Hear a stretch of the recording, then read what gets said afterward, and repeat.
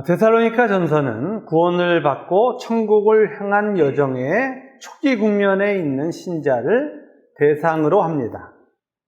데살로니가 교인들은 예수님의 재림에 대하여 오해를 하고 있었습니다. 이들은 고난을 통과하여 영원한 하나님 나라에 들어간다는 진리를 받아들이기에는 신앙이 연약했던 것입니다. 이들은 예수님의 재림이 곧 임할 것이라고 생각하며 고난의 힘듦을 견디었습니다.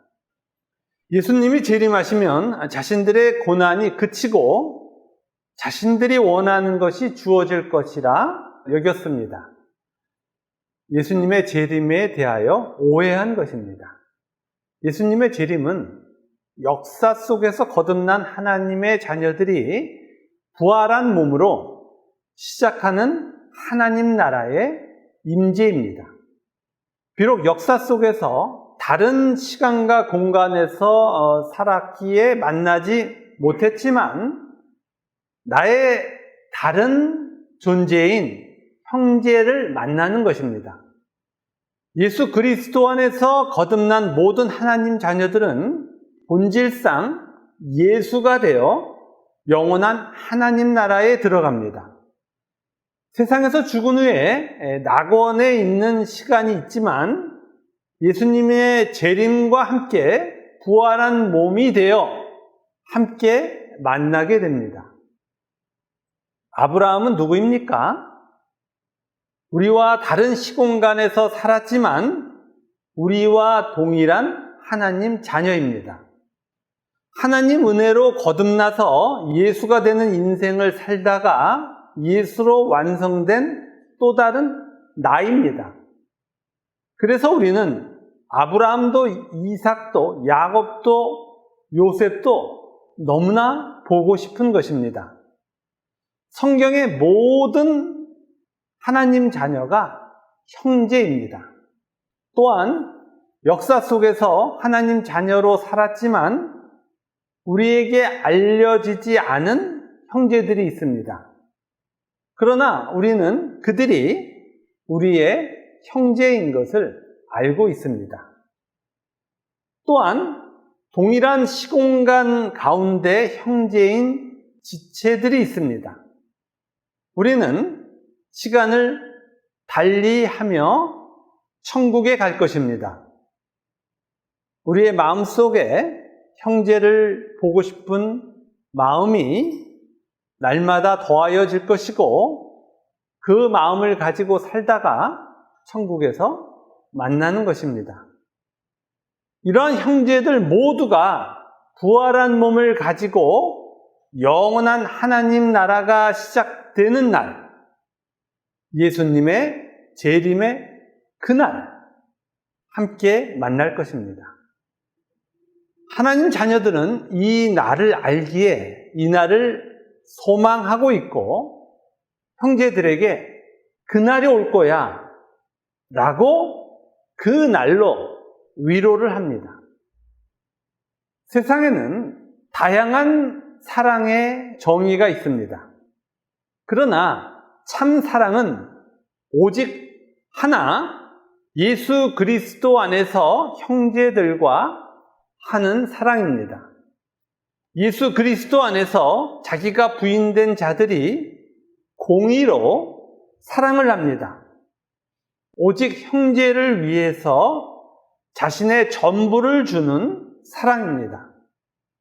이런 사랑을 하는 자들은 예수님의 재림을 간절히 소망합니다. 고난이 끝나고 자신의 소원이 성취될 것이라는 잘못된 동기로 예수님의 재림을 소망한 것이 아니라 하나님과 형제들을 영원히 사랑하는 그날을 소망하는 것입니다. 예수님의 재림에 대한 데살로니가 교인들의 잘못된 생각을 바울은 바로 가르친 후에 예수님의 재림을 올바르게 기다리는 자들의 모습을 5장에서 기록하고 있습니다. 5장 1절, 2절을 함께 읽겠습니다. 형제들아, 때와 시기에 관하여는 너희에게 쓸 것이 없음은 주의 날이 밤에 도둑같이 이를 줄을 너희 자신이 자세히 알기 때문이라. 아멘. 먼저 때와 시기는 헬라어 크로노스와 카이로스를 번역한 것입니다. 크로노스는 이 땅에 사는 사람들 모두가 인식하는 역사의 시간을 말합니다. 카이로스는 세상에 속한 자들은 알 수 없는, 오직 하나님의 자녀들만이 인식하는 하나님의 뜻이 이루어지는 시간입니다. 이러한 의미를 따르면 때와 시기는 역사의 시간 속에서 하나님의 뜻이 이루어지고 있음을 나타냅니다. 역사의 시간이 계속될 것 같지만 실제로는 예수님의 재림의 때를 향하여 가고 있는 것을 가리키고 있습니다. 이러한 때와 시기는 오직 하나님의 주권에 속합니다. 비록 자신의 생애 가운데 예수님이 올 것이라고 여긴 데살로니가 교인들까지도 때와 시기가 전적인 하나님의 주권임을 분명히 알고 있습니다. 하나님 자녀가 된 자들의 공통 분모인 거예요. 주의 날이 도둑같이 이른다는 표현은 때와 시기를 아무도 모른다는 것이며 전적으로 하나님의 주권임을 가리키고 있습니다. 그래서 하나님의 자녀들은 날을 정하여 예수님의 재림을 기다리는 이단적 행위를 하지 않습니다. 예수님은 하나님의 때와 시기에 재림하실 것입니다. 이러한 예수님의 재림을 세상에 속한 자들은 간과하고 살고 있습니다. 우리 3절을 함께 읽겠습니다. 그들이 평안하다, 안전하다 할 그때에 임신한 여자에게 해산의 고통이 이름과 같이 멸망이 갑자기 그들에게 이르리니 결코 피하지 못하리라. 아멘. 세상에 속한 자들에게 예수님의 재림은 부활한 몸으로 지옥에 들어가는 날임에도 불구하고 평안하다, 안전하다라고 하며 삽니다. 물론 지옥에 가는 자들의 부활은 악한 본질을 나타내는 형태로의 부활이기에 하나님 자녀의 부활과는 근본적으로 다릅니다. 지옥에 가는 자들은 상대적이 아니라 절대적인 악한 모습으로 지옥에 갑니다. 그러나 이들은 이 사실을 부인하고 살고 있습니다. 그러나 하나님 자녀인 우리는 어떻게 삽니까? 5장 4절부터 6절까지를 함께 읽겠습니다. 형제들아, 너희는 어둠에 있지 아니하매 그날이 도둑같이 너희에게 임하지 못하리니 너희는 다 빛의 아들이요 낮의 아들이라. 우리가 밤이나 어둠에 속하지 아니하나니 그러므로 우리는 다른 이들과 같이 자지 말고 오직 깨어 정신을 차릴지라. 아멘. 하나님 자녀는 어둠에 있지 아니하고 빛에 속한 빛의 아들이고 낮의 아들입니다. 그래서 하나님 자녀는 깨어서 정신을 차립니다. 깨어서 정신을 차린다는 뜻은 하나님이 우리들을 세상에 살게 하신 의미를 알고 있다는 의미입니다. 예수님의 재림에 일어날 사랑의 나라에서 살기 위해 오늘 사랑의 존재로 변하고 있음을 아는 겁니다. 그래서 우리 5장 7절과 8절 같이 우리는 무장을 합니다. 함께 읽겠습니다. 자는 자들은 밤에 자고 취하는 자들은 밤에 취하되 우리는 낮에 속하였으니 정신을 차리고 믿음과 사랑에 호심경을 붙이고 구원의 소망의 투구를 쓰자. 아멘. 낮에 속한 하나님 자녀들은 정신을 차리고 호심경과 투구를 씁니다. 여기서 호심경은 심장을 보호하는 장비입니다. 그리고 심장이 뛴다는 것은 현재를 살고 있음을 가리킵니다. 따라서 믿음과 사랑의 호심경으로 심장을 보호한다는 것은 현재를 믿음과 사랑으로 사는 것을 말합니다. 그리고 투구는 머리를 보호하는 장비입니다. 머리는 앞으로 일어날 일을 생각합니다. 따라서 구원의 소망의 투구를 쓴다는 것은 미래를 구원의 관점에서 바라보는 것을 말합니다. 데살로니가의 시작에서 구원의 증거로 나타난 믿음, 사랑, 소망을 이제 데살로니가의 결론에 와서 다시 강조하는 것입니다. 그러면 믿음은 무엇이었습니까? 믿음의 대상이신 하나님이 하나님 자녀에게 만들고 계신 초월적 모습을 말합니다. 그리고 그 모습은 사랑입니다. 하나님 자녀는 이미 생긴 사랑을 하며 아직 완성되지 않은 사랑을 소망하며 오늘 살고 있는 겁니다. 하나님 자녀는 세상에서 참된 사랑을 경험합니다. 하나님이 창조하신 참 사랑의 존재가 되어 형제와 참 사랑을 하는 초월적 경험을 하는 겁니다. 이러한 사랑의 경험을 한 자들은 완성될 사랑을 소망하게 됩니다. 그리고 예수님의 재림 때에 사랑의 존재로 완성된 형제들을 만나 영원한 만족의 나라를 시작하는 것입니다. 그것이 바로 구원의 내용입니다. 하나님은 이 구원을 우리에게 주시기 위하여 우리를 부르신 것입니다. 우리 5장 9절을 함께 읽겠습니다. 하나님이 우리를 세우심은 노하심에 이르게 하심이 아니요 오직 우리 주 예수 그리스도로 말미암아 구원을 받게 하심이라. 아멘. 신실하신 하나님은 우리의 못난과 연약함에도 불구하고 예수 그리스도 안에서 우리의 구원을 완성하실 것입니다. 하나님과 형제들과 살 수 있도록 예수님과 연합한 자로 완성하여 주십니다. 이러한 완성의 모습을 5장 10절이 기록하고 있습니다. 우리 함께 읽겠습니다.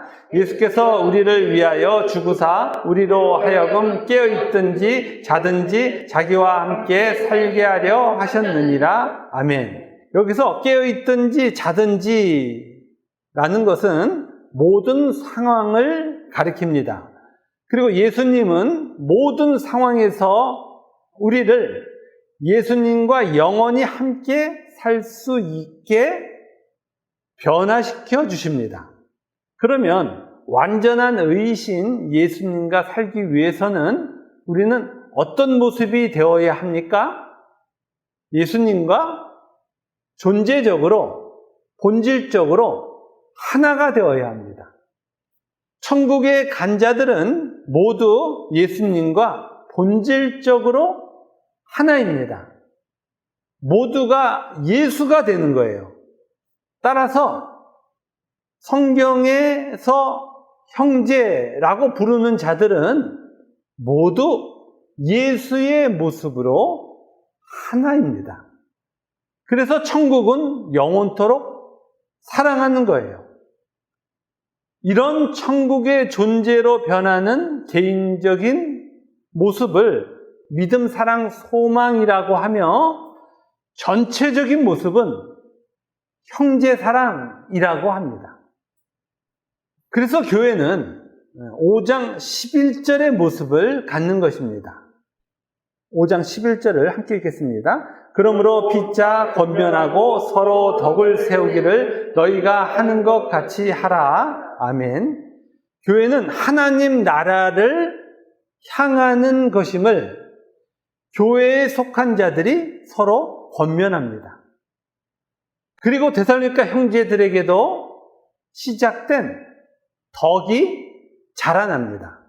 여기서 덕은 우리가 알고 있는 그 덕을 이야기하는 게 아니고 헬라어 오이코도메오를 번역한 것입니다. 우리말로 정확하게 번역하면 건축하다는 뜻입니다. 구원의 모습은 교회의 지체와 함께 예수님을 주인으로 모시고 살 수 있는 성전을 건축하는 거야 라고 설명하고 있습니다. 구원은 개인적 노력과 열심을 통하여 획득하는 것이 아닙니다. 인간이 만든 종교는 인간의 노력을 통하여 개별적 구원이 있다고 주장합니다. 불교는 고행을 통하여, 그리고 이슬람교는 거룩한 전쟁인 성전을 통하여 구원을 추구합니다. 이런 구원은 모두 인간이 원인이 된 것입니다. 그러나 우리는 인간이 원인이 된 구원이 없다는 것을 너무나 잘 알고 있습니다. 우리의 지난날 우리 스스로의 원인으로 구원을 획득하려고 했었던 때가 있었습니다. 그러나 그것이 얼마나 잘못된 것이었는지 이제는 알고 있습니다. 우리는 전적으로 타락하여 부패하고 무능한 자들입니다. 따라서 우리의 원인의 제공으로 구원은 불가능합니다. 전적으로 타락한 인간은 하나님 대신 모두가 자신이 신이 되었습니다. 자신이 신이 되었다는 것은 사랑이 존재하지 않는 자라는 것을 의미합니다. 사랑이라고 하는 단어는 있지만 성경이 말씀하고 계신 사랑의 내용은 없습니다. 남녀 간의 사랑은 물론이고 세상에서 가장 거룩하다고 하는 부모의 자녀 사랑도 성경이 정의하는 사랑이 아닙니다. 왜 사랑이 아닙니까? 사랑이 되기 위해서는 자기를 향한 이기가 없어야 합니다. 어머니들이 자녀를 키우는 모습을 보십시오. 어머니의 이기가 개입되고 있음을 쉽게 알 수 있습니다. 이렇게 사랑이 존재할 수 없는 것이 전적으로 타락한 인간입니다. 우리도 그런 자였습니다.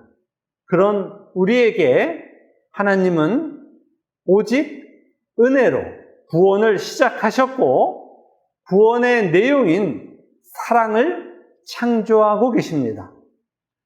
성경에 기록된 참사랑의 모습을 찾아가 보겠습니다. 고린도후서 11장 24절부터 28절까지입니다. 298페이지입니다. 고린도후서 11장 24절입니다. 28절까지 24절부터 다 같이 함께 읽겠습니다.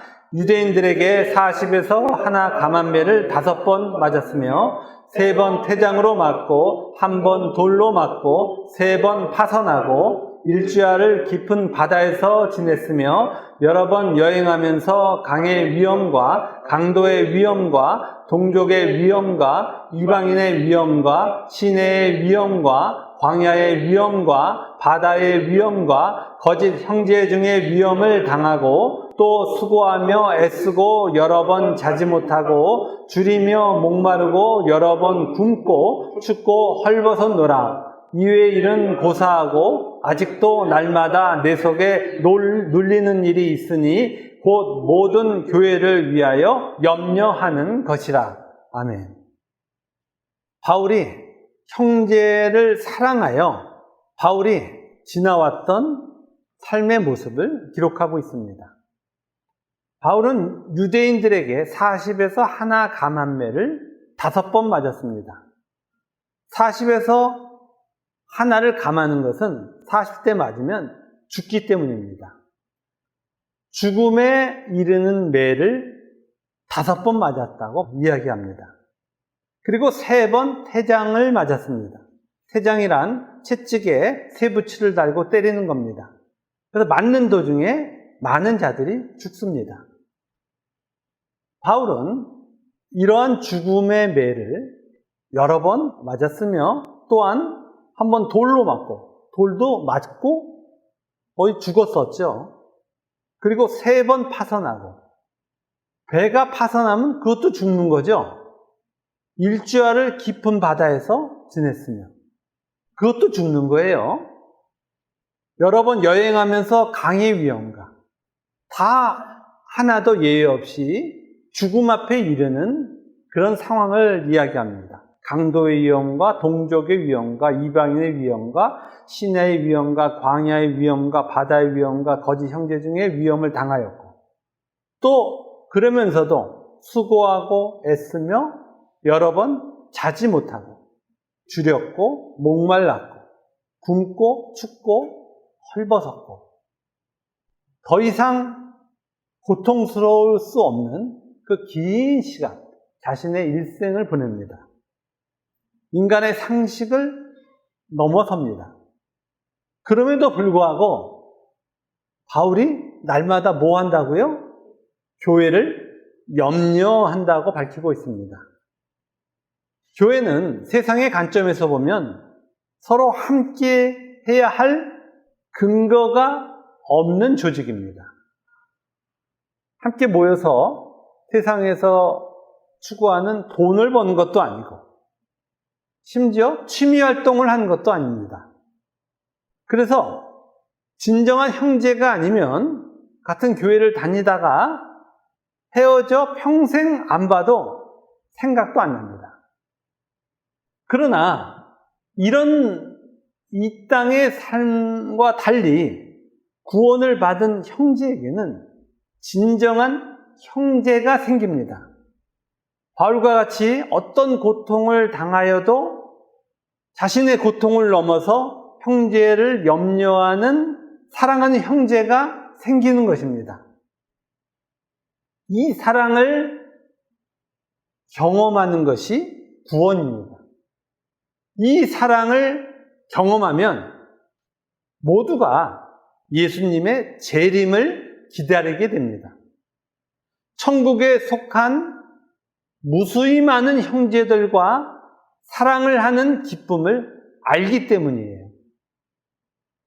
우리에게 이 놀라운 일이 시작된 것입니다.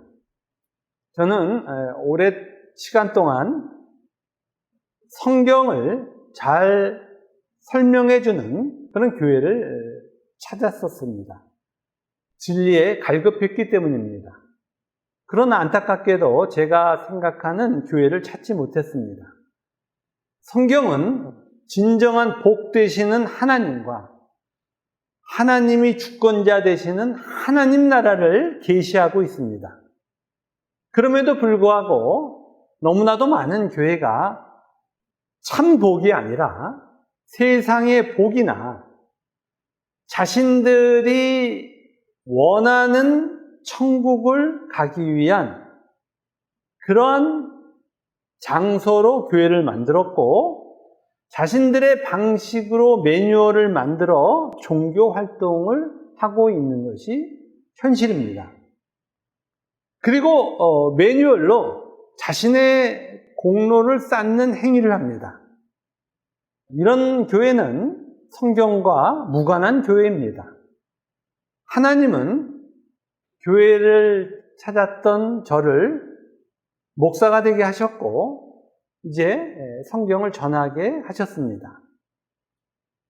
반복해서 말씀드리지만 성경은 세상을 사는 데에는 아무런 도움이 되지 않습니다.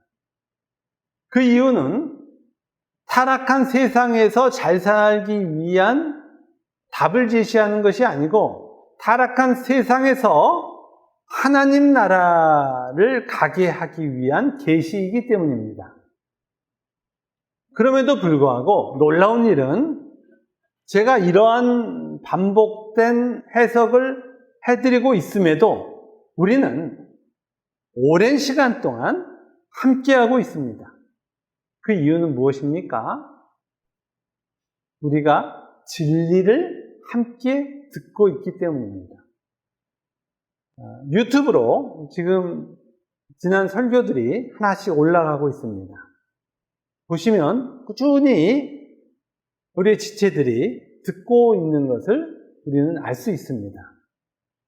세상을 사는 데에 아무 도움이 되지 않는 성경을 함께 듣고 있는 겁니다.